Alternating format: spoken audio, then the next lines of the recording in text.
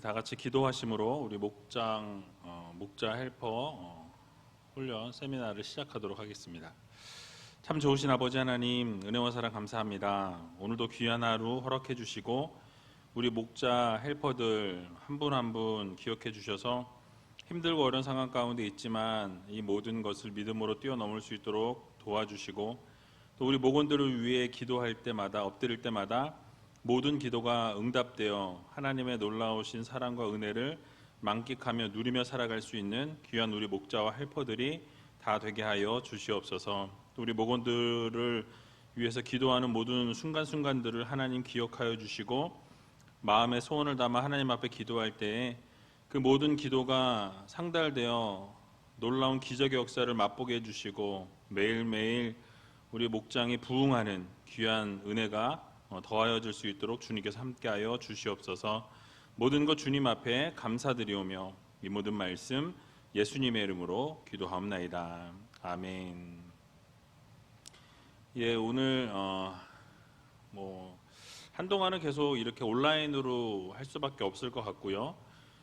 왜냐하면 목장 모임 금지라고 되어 있어서 비대면으로 진행을 하니까 어쩔 수 없이 우리 목자 헬퍼들께서는 비대면으로 모여주시면 좋겠습니다. 또 비대면으로 모일 수 없는 상황에 계신 분들, 또 어르신들이 많이 계시거나 인터넷이 없어서 아니면 또 이렇게 활용할 수 없는 분들은 좀 지속적으로 관리라도 좀 해주시면 좋겠습니다. 그래서 목장 모임을 모이시더라도 이렇게 안부 전화하시고 말씀 어떻게 듣고 계시고 예배 어떻게 드리고 계신지 좀 그런 부분들을 나누시고, 상황이 안 되시는 분들은 교회 못 오시더라도 인터넷을 못 하시는 분들은 진짜 기독교 TV나 어찌됐건 말씀을 좀 놓지 않도록 예배를 좀 사모할 수 있는 마음을 주시도록,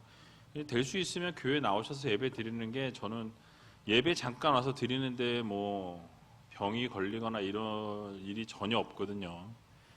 괜히 두려워서 그런 거지, 식사하는 게 문제죠. 모여서 식사하거나 놀러 가서 대화하거나 이런 게 문제지, 와서 앉아서 자리 거리 두고 떨어져서 예배 딱 드리고 그냥 가는데 무슨 병이 옮겠습니까? 여러분들 좀 이렇게 좀 같이 마음을 모아서 모이는 일에 좀 열심히 최선을 다해 주시면 너무 감사하겠고요. 또 목장 식구들 위해서 계속해서 최선을 다해 주시면 너무너무 감사하겠습니다. 지난주에 예수님과 서기관들의 바알세불 논쟁이라는 제목으로 말씀을 드렸는데요. 늘 말씀드렸지만 이 오픈 질문을 우리가 생각해 보면, 이 하나님 나라와 영광을 위해 어떤 삶을 살고 있는가, 그러니까 우리가 하나님 나라와 영광을 위해서 예수님께서도 최선을 다하고 식사도 거르실 만큼, 밥을 먹지 못하실 만큼 그렇게 하나님의 나라와 영광을 위해 사셨는데, 과연 우리는 어떻게 살아가고 있는가, 여러분들 하루하루의 삶에는 어떻게 하나님께 영광 올려드리고 있는지 같이 나누시면 좋을 것 같고요. 또 하나는 예수님께서도 이 바알세불의 힘을 의지해서 귀신을 쫓아낸다고 하면서 귀신 들렸다고 식구들에게조차 이렇게 배척을 당하시는, 그래서 머리 둘 곳이 없다고 하실 정도로 외로운 사역들을 감당하셨는데, 혹시 우리도 예수님 때문에 세상에서 손가락질을 받거나 어려움을 당한 경험이 있으시면은 그런 이야기들 좀 나누시면 좋을 것 같아요. 그런 이야기를 나누시면서 오픈 질문하시고, 그리고 마음이 열려지면 같이 은혜를 나누는 시간을 가지셨으면 좋겠습니다. 자, 그러면 첫 번째 질문을 같이 보시면요, 식사할 겨를도 없는 예수님의 모습을 보며 우리는 어떠한 교훈을 얻을 수 있습니까? 라고 묻고 있습니다. 본문 20절에서 21절의 말씀을 보게 되면요, 집에 들어가시니 무리가 다시 모임으로 식사할 겨를도 없는지라 예수의 친속들이 듣고 붙들러 나오니 이는 그가 미쳤다 하밀러라 라고 말씀합니다. 자, 무리들이 늘 예수님을 따라다녔는데 예수님을 또 따라왔다라고 이야기하죠. 집에 예수님이 들어가실 때에 집에 들어오신 것을 알고 수많은 사람들이 또 예수님을 따르고 모이게 됩니다. 그래서 예수님께서는 얼마나 많이 사람이 모였는지 식사할 겨를도 없었다라고 말씀하고 있죠. 언제나 수많은 사람들이 예수님을 따라다녔고요. 병자들이나 귀신 들린 자들을 고쳐주셨고 하나님의 나라를 선포하시고 복음을 증거하셨기 때문에 참 바쁜 나날들을 보내셨습니다. 결국 그렇게 바쁜 나날을 보내셨던 중요한 이유가 무엇입니까? 바로 하나님 나라를 선포하고 하나님의 영광을 위해서 자신의 모든 것들을 드렸던 그것이 바로 예수님의 삶이었고 사역이었다라는 것이요. 자, 그러면 우리도 여기서 한 가지 교훈을 동일하게 얻을 수 있습니다. 바로 우리가 이 세상 살아가면서 예수님께서 하나님의 나라와 영광을 위해 바쁘셨고 최선을 다했던 것처럼 우리의 삶도 동일해야 한다라는 것이죠. 바로 우리의 삶도 주님을 위해서 바쁜 성도가 되어야 합니다. 그러니까 주님을 위해서 하나님의 나라와 영광을 위해서 바쁜 삶을 살아가야 한다라는 거죠. 최선을 다하는 성도의 삶이 되어야 한다라는 말씀입니다. 기독교인들 중에 상당수가 자신의 일에 대해서 상당히 바쁜데 하나님의 일에 대해서 예수님의 일에 대해서는 바쁘지 않은 널널한 이런 삶을 살아가는 성도들이 많이 있죠. 근데 하나님의 나라와 영광을 위해서 우리가 좀 최선을 다하고 열심히 열정을 다할 필요가 있습니다. 참된 성도는요, 살아도 주를 위해 살고 죽어도 주를 위해 죽는 그런 성도들이 되어야 할 것입니다. 그것이 바로 진정한 성도라고 말씀하죠. 로마서 14장 7절에서 8절을 보게 되면 우리 중에 누구든지 자기를 위하여 사는 자가 없고 자기를 위하여 죽는 자도 없도다. 우리가 살아도 주를 위하여 살고 죽어도 주를 위하여 죽나니 그러므로 사나 죽으나 우리가 주의 것이로다 라고 말씀합니다.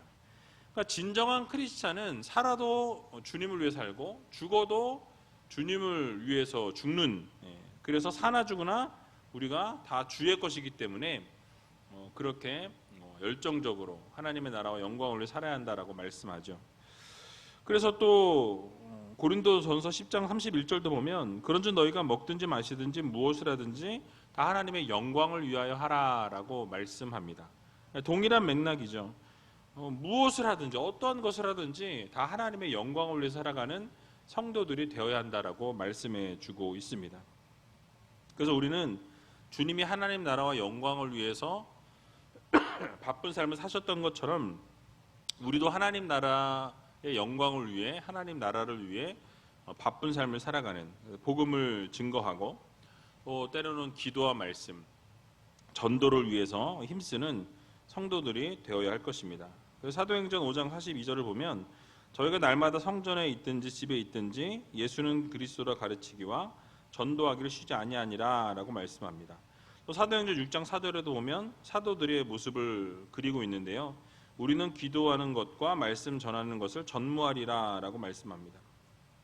그래서 우리는 이 사도들의 모습과도 동일하게 날마다 하나님의 나라와 영광을 위해 살아가기 위해서 복음을 증거하고 또 말씀을 묵상하고 또 기도하고 늘 전도하는 그러한 삶을 살아가는 귀한 우이제일교회 모든 성도님들이 다 되시기 바랍니다.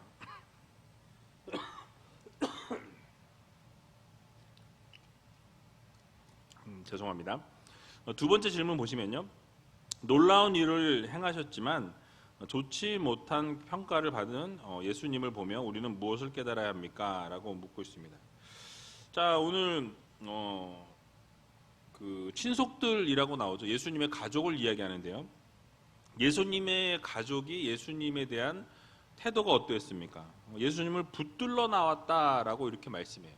여기서 붙들다라는 단어는 체포하다라는 그런 의미입니다. 그래서 헤롯이 세례 요한을 붙잡았다라고 이렇게 얘기할 때 그 동일한 단어가 여기에 사용되었다고 말씀드렸죠. 그래서 예수님을 향한 가족들의 태도가 참 살벌했고 무지했다라는 것을 우리는 알게 됩니다. 즉 예수님의 가족들조차도 예수님을 제대로 알아보지 못하는 하나님의 아들로 하나님으로 보지 못했다라는 것이죠. 그래서 영적 무지에 빠져 있었다라는 것을 우리가 알게 되는데요.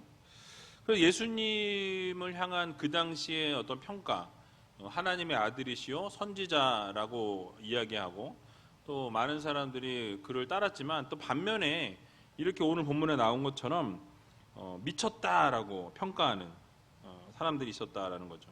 그러니까 정상적인 상태가 아니었다라고 보는 사람들도 많이 있었던 것을 우리가 볼 수 있습니다. 그러니까 예수님을 바라보면서 이 안 좋은 소문이 나는 거죠. 귀신 들렸다라는 소문이 나게 될 때 가족들이 와서 예수님을 붙잡아서 집으로 데려가려고 하는 그런 모습들이 그려지고 있습니다. 여기서 지금 미쳤다라고 하는 이 단어는 그 당시 이스라엘의 어떤 그 상황으로 볼 때는 이것은 귀신 들렸다라는 의미와 동의어입니다. 그러니까 예수님께서 이 바알세부를 의지해서 귀신을 쫓아냈다라고 그렇게 해서 서기관들도 동일한 그 관점을 가지고 예수님을 보게 되죠.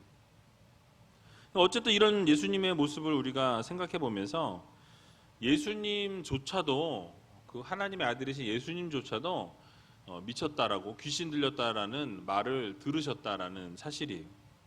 그러니까 귀신을 내어 쫓으시고 병자를 고치시고 죽은 자도 살리시고 놀라운 기적의 역사와 하나님의 말씀을 아름답게 선포하셨음에도 불구하고 사람들로부터 어떻게 됐습니까? 배척을 받으시는 귀신 들려 미쳤다라고 들으실 만큼 외로운 사역들을 감당하셨다라는 거죠. 머리 둘 곳이 없다라고 말씀하실 정도였으니까 우리가 어떤 상황인지 깨닫게 되는 것이죠.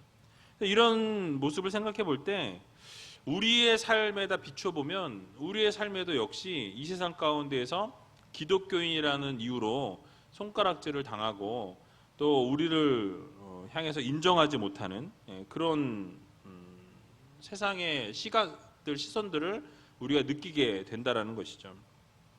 그러나 세상이 인정받는 것이 중요하지 않습니다. 사람들에게 인정받을 필요가 없어요. 우리가 인정받는 것은 하나님께 인정받는 것이 가장 중요합니다. 물론 사람을 무시하라는 얘기는 아니에요. 그러나 사람에게 우리가 이렇게 포커스를 두는 게 아니라 하나님께 모든 이 시선을 고정해야 된다라는 거죠. 세상을 바라보는 우리가 아니라 세상에 그 신경을 쓰는 우리가 아니라 하나님께 신경을 쓰고 하나님께 초점을 맞추어서 하나님 앞에 나아가는 그런 성도들이 되어야 한다라는 거죠. 사람에게 기쁨을 구하는 우리가 아니라 하나님께 기쁨을 드리는, 하나님께 인정받고 하나님께 칭찬받을 수 있는 귀한 우이제일교회 모든 우리 목자와 헬퍼들이 되시길 주님의 이름으로 간절히 축원합니다. 자, 세 번째 질문을 보시면요. 예루살렘에서 온 서기관들은 어떠한 내용으로 예수님을 비난하고 있습니까? 라고 묻습니다.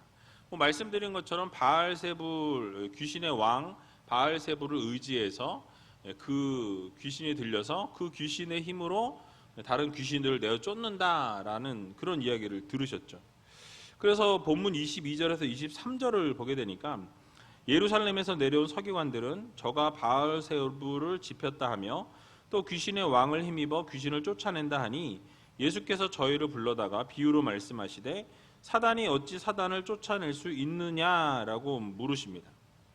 예수님을 공격하기 위해서 예루살렘으로부터 서기관들이 내려왔는데 예수님을 적대하고 잡아 죽이려는 의도를 그들은 가지고 있었던 것을 보게 됩니다.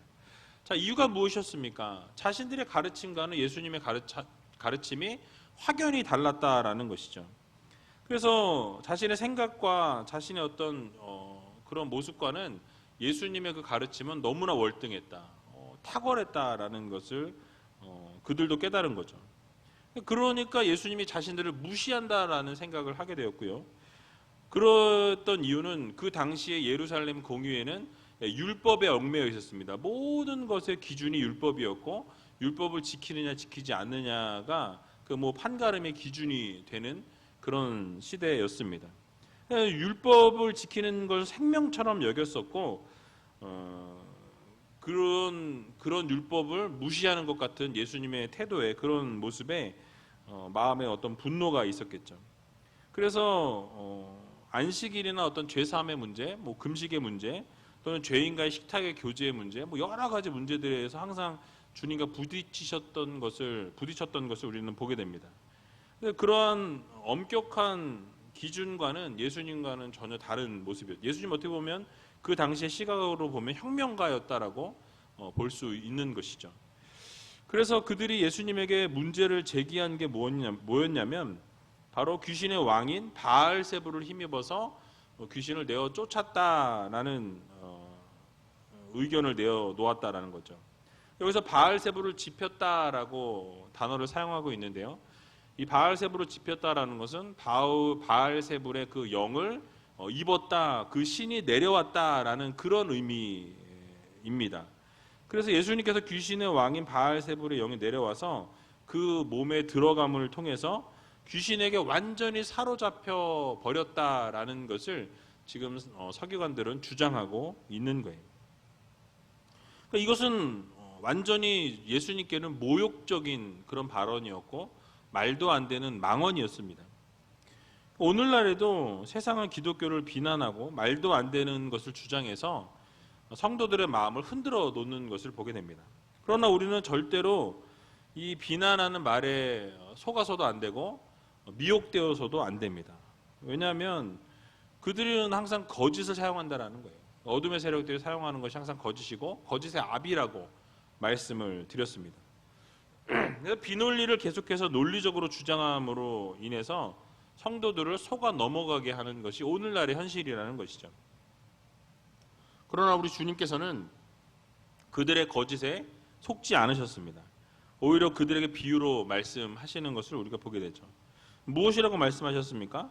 사단이 어떻게 사단을 내어 쫓을 수 있겠느냐라는 말씀이에요. 그러니까 사단이 사단을 내어 쫓으면 어떻게 됩니까? 그 나라가 망하게 되겠죠. 그러니까 그 문제를 제기하신 거예요. 앞뒤가 맞지 않는다라는 거죠. 어떻게 사단의 왕인 바알세불이 사단의 쫄개인 귀신을 내어 쫓아서 그 자신들의 나라가 망하게 하겠느냐라는 말이죠. 이 모순된다, 말이 안 된다라는 것을 주님이 말씀하시는 것을 보게 됩니다. 같은 세력끼리 싸우게 되면 결국은 서로 망하게 된다라는 것이죠. 이것은 거짓된 주장이고 말도 안 되는 주장이라는 것을 주님께서 이렇게 지적을 하고 계신 것입니다. 그러면서 이제 비유로 말씀을 또 하셨는데요. 24절에서 26절에 나와 있습니다. 오늘 네 번째 질문을 보시면 서기관들이 예수님께 바알세불의 힘을 빌려 귀신을 내어 쫓는다는 말을 했던 이유가 무엇입니까? 라고 묻고 있습니다. 그 이유는 24절에서 26절을 보면 또 만일 나라가 스스로 분쟁하면 그 나라가 설 수 없고 만일 집이 스스로 분쟁하면 그 집이 설 수 없고 만일 사단이 자기를 거스려 일어나 분쟁하면 설 수 없고 이에 망하느니라 라고 말씀합니다.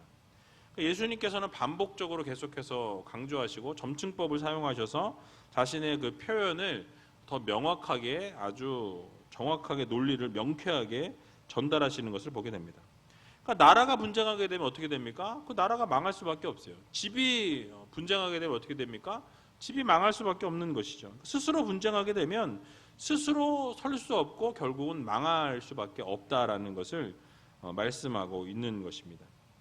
그러니까 예수님께서 사단의 힘을 빌어서 그의 부하인 귀신을 쫓아내면 사단의 왕국도 망하게 되는 것이죠. 그러나 여러분 말이 안 되는 거 아닙니까? 사단이 그렇게 할 이유가 없는 거죠. 왜냐하면 사단은 어떻게든 어떡합니까?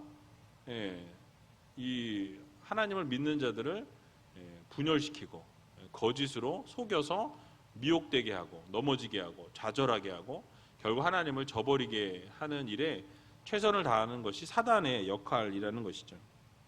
그럼 왜 이 서기관들이 이런 오류를 범했느냐라는 거예요. 당대 최고의 지식인들이라고 이야기하는 서기관들이 어째서 이런 언행을 했고 어째서 이런 생각을 했느냐라는 것을 우리가 생각해 볼 필요가 있습니다. 그 이유가 무엇입니까? 바로 진리이신 예수 그리스도를 받아들이지도 않았고 믿지 않았기 때문에 이런 오류를 범할 수밖에 없었다라는 사실이에요. 곧 그들 안에 진리가 없었기 때문에 그렇다라는 거죠. 율법은 철저하게 지켰고 이 율법과 전통을 아주 고수하고 그것만 최고라고 여겼던 자들이었습니다. 그러니까 그 예루살렘 공의회의 어떤 힘과 파워, 권력만 믿었던 거죠. 여러분 오늘날에도 이런 오류를 범하는 자들이 참 많이 있는 것을 보게 됩니다. 예수님이 그 마음 가운데 계시지 않으면 이런 문제가 발생할 수밖에 없다라는 거죠. 진리를 알지 못하면 아무리 뛰어난 지식을 가진 사람일지라도 오류를 범할 수밖에 없다라는 것을 우리가 기억해야 할 것입니다. 여러분 그러면 진리는 무엇입니까? 바로 말씀드렸던 것처럼 진리는 예수 그리스도이시라는 거예요. 오직 예수 그리스도 외에는 진리가 없다라는 것입니다. 오직 예수 그리스도만 진리가 되신다라는 사실이. 그래서 고린도전서 1장 18절을 보면 십자가의 도가 멸망하는 자들에게는 미련한 것이요 구원을 얻는 우리에게는 하나님의 능력이라라고 말씀하고 있습니다. 그러니까 십자가에 대한 것을 생각해 보면 이 세상 사람들이 볼 때는 멸망하는 증거라는 거죠. 창피한 거예요. 수치스러운 것입니다. 그러나 구원을 얻은 우리들에게는 그 십자가가 하나님의 능력이요 영원한 생명을 향한 발걸음이라는 것을 우리가 기억해야 한다라는 것이에요. 그래서 예수 그리스도의 십자가는 세상 사람들이 볼 때 부끄러운 것이고 수치스러운 것이고 치욕스러운 것이지만 구원을 얻은 우리들에게는 가장 자랑거리고 또 하나님의 능력이라는 것을 우리가 기억해야 할 것입니다. 그러니까 예수님의 십자가가 없으면 죄사함의 은혜도 없고 영원한 생명도 없고 구원도 없고 천국도 없다라는 사실이에요. 그러나 세상은 어떠합니까? 십자가의 복음이 증거가 되어도 받아들이질 않는다라는 거예요. 믿지 않는다라는 것입니다. 진리가 선포됨에도 불구하고 그것을 거부하는 것이 세상이라는 것입니다. 그러므로 우리 모두는 이 십자가의 능력을 믿고 십자가의 지혜, 십자가의 은혜, 십자가를 붙들고 살아가야 한다라는 사실이에요. 여러분 그래서 예수 안에 진리가 있습니다. 복음 안에 행복이 있어요. 날마다 십자가의 은혜 안에 거할 수 있는 예수 안에 치유와 회복이 있다는 것을 여러분 모두 기억하시면서 예수 안에서 참 자유를 또 참 행복을 만끽하고 누리고 살아갈 수 있는 여러분들이 다 되시기 바랍니다. 그래서 요한복음 8장 32절도 보면 진리를 알지니 진리가 너희를 자유케 하리라 라고 말씀합니다. 그러니까 주님 안에서 우리가 참 자유를 얻게 된다는 거예요. 진리이신 예수 그리스도 안에서 우리가 열매를 맺는 삶을 살게 된다라고 말씀합니다. 요한복음 15장도 보면 뭐라고 말씀합니까? 예수 그리스도는 포도나무고 우리는 가지라고 말씀하죠. 가지의 운명, 가지의 정체성. 가지는 항상 나무에 붙어 있을 때 의미가 있는 거고 주님과 함께 할 때, 주님 안에 거할 때 생명이 있는 거고 열매를 맺게 되는 것임을 여러분 모두 기억하시기 바랍니다. 그래서 날마다 주님 안에서 진리 안에서 참 생명과 참 은혜와 또 참 자유를 맛볼 수 있는 저와 여러분들이 다 되시길 주님의 이름으로 간절히 축원드립니다. 기도하도록 하겠습니다. 참 좋으신 아버지 하나님, 은혜와 사랑 감사합니다. 오늘도 귀한 하루 허락해 주시고 이렇게 목자 헬퍼들이 모일 수는 없지만 함께 이렇게 비대면으로 교육하고 세미나할 수 있도록 은혜 주신 것 감사합니다.